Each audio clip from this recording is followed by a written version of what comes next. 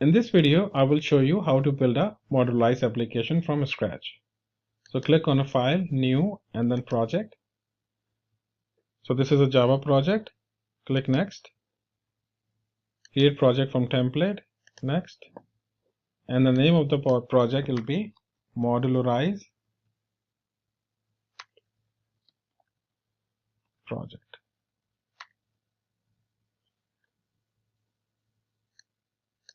And click finish. So it will be in the new window.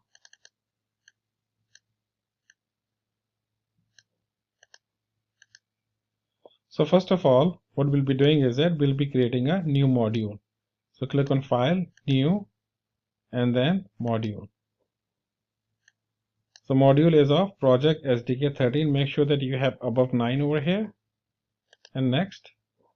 And module name will be using the same module name just like we have used com.modern java.modules.client. This is our first client module. And click finish. We'll be creating another module. And the module name is com.module modern java.module.producer. Let me just copy it and then rename this to module. Refactor, rename, and this is going to be module.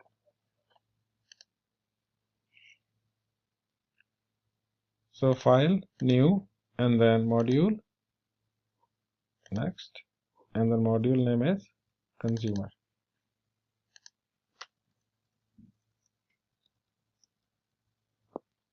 And click finish.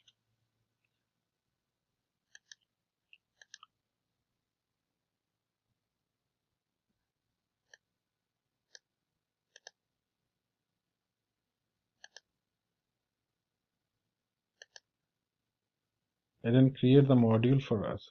Okay. Delete this one and create a new module. File, new, module, and next. And this will be consumer.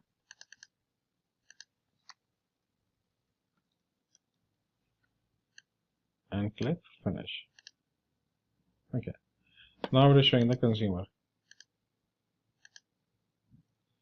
So let's first start building our producer. So this producer is the one who will be pushing messages inside the queue. So let's create a new class, new, and then Java class inside src, and the name of the Java class is producer.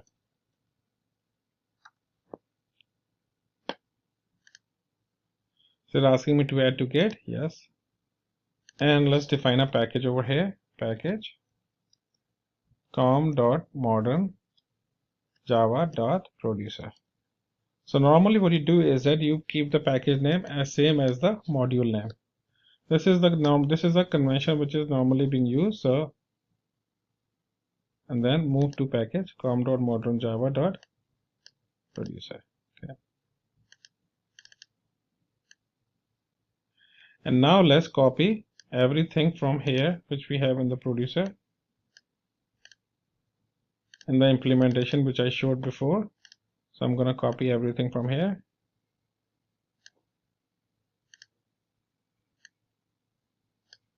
and then paste it in the other project.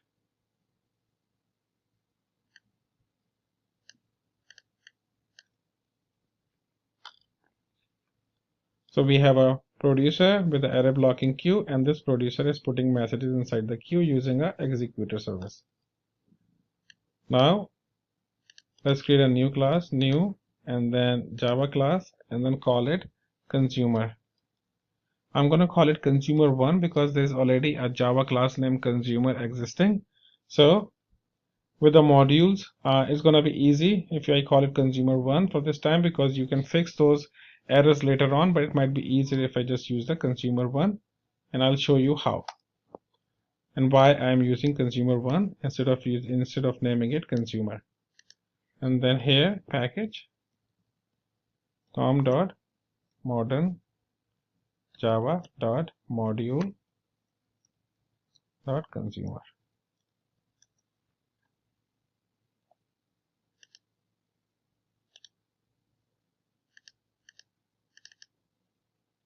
And let's copy the code of consumer from here, and this consumer is just reading the messages from the queue.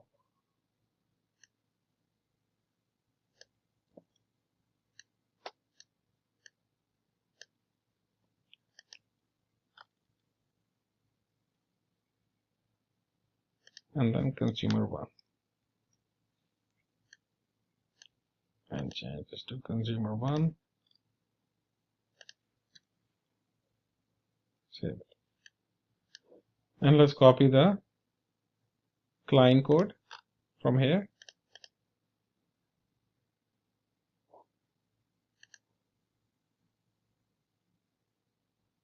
So let me create a new package,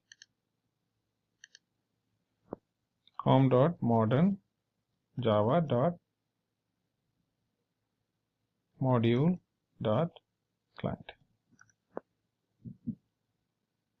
Then create a new class, new Java class, and then it's a main client. And then copy this like the main client. So we created 3 classes, one for the producer, where let's go through the code of the producer first.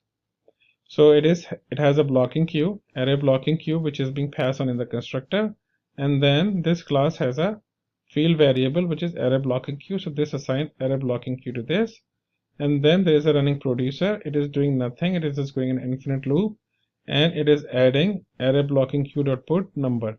So it's just adding numbers to the array blocking queue, and then it is sleeping for 1000 seconds and also saying that I added this number to the queue. So it is just going in a loop of numbers and just putting the numbers into array blocking queue. And in order to start the service, I'm just calling the executor service with the fixed thread pool of 2, and this executor service is basically submitting this, is basically running this producer, and then afterwards executor service dot shutdown. In case of consumer, same thing. I have a consumer constructor, and inside the constructor I am basically instantiating the consumer thread, and this dot array blocking queue is equal to array blocking queue. I pass on the array blocking queue from the main client, and this assign array blocking queue to this. In this way, it starts consuming messages from the array blocking queue. So it is poll is equal to array blocking queue.take. So it is basically taking those messages and then afterwards putting the message that okay, I have taken this message from the queue. And then executor service is calling the executor.new fixed thread pool, and then executor service.submit. So it's basically calling this executor service to run this consumer thread. Main client initiates a array blocking queue, and with a capacity of 5. Array blocking queue does not, when you define the capacity, it maintains the capacity. You cannot increase the capacity of the array blocking queue. And afterwards, what I'm doing is that I'm initiating producer with array blocking queue, which is this variable, and consumer is equal to array blocking queue. And this will call the constructor of the producer and call the consumer constructor and initiate the threads of producer and consumer.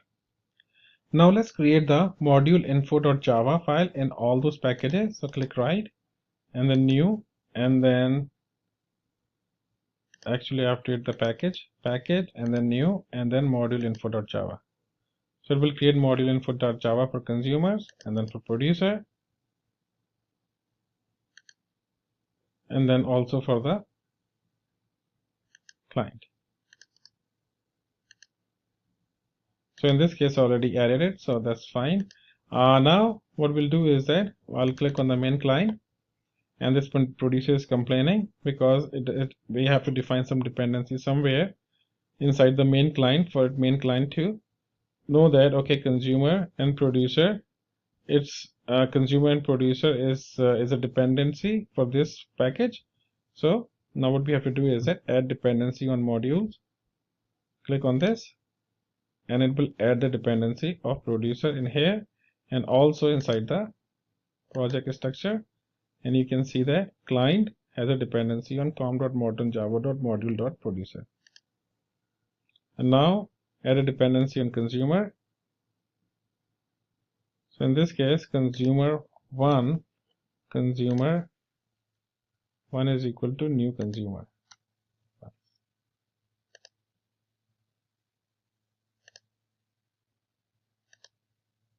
So now it has added dependency in the consumer.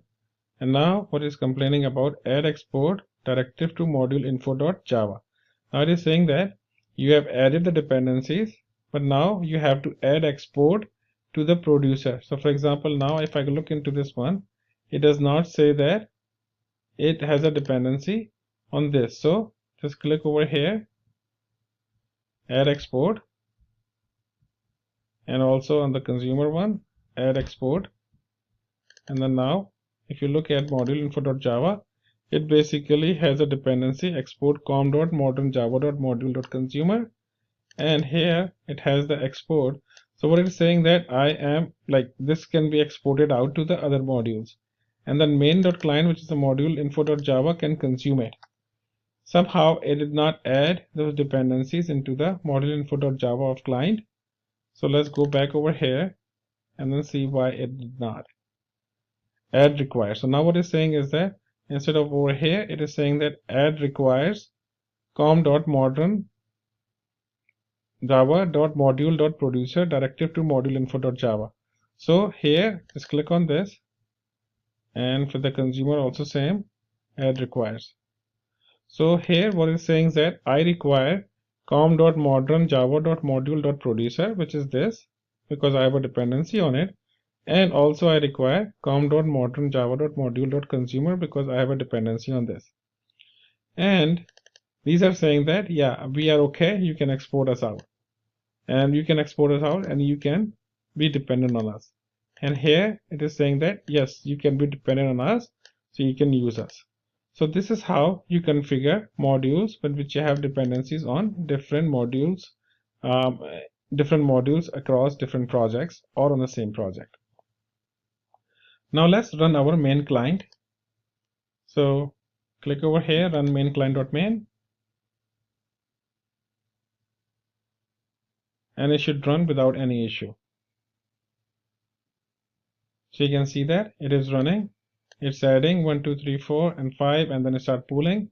So you can see that program is running. Although these three applications were in different packages, but now with the module info.java, they